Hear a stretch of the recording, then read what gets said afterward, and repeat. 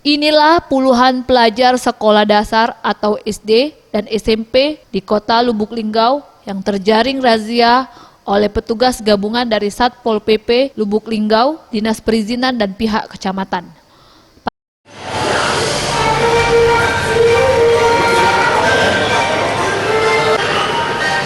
Para pelajar ini diamankan petugas gabungan karena sedang berada di sejumlah warnet di Kelurahan Wirakarya, Kelurahan Ceremetaba, Kecamatan Lubuk Linggau Timur 2, Kota Lubuk Linggau. Ketika jam pelajaran sekolah tengah berlangsung, mereka yang terjaring ini nampak sebagian besar masih mengenakan seragam sekolah.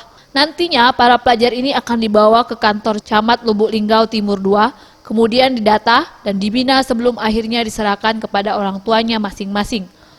Razia ini akan digelar ke seluruh kecamatan di kota Lubuk Linggau yang menyasar warnet terutama saat jam pelajaran sekolah. Razia untuk warnet yang kelengkapan isinya misalnya tidak hadir, yang ini menertibkan anak-anak sekolah yang main warnet saat jam belajar.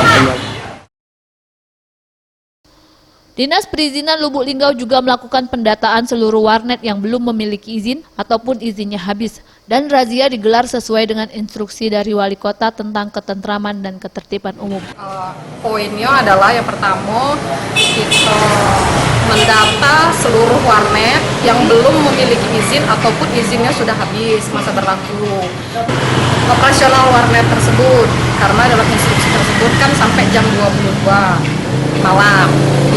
Yang berikutnya juga tentang menindak anak-anak sekolah yang berkunjung ke warnet ini dalam jam belajar, jam sekolah.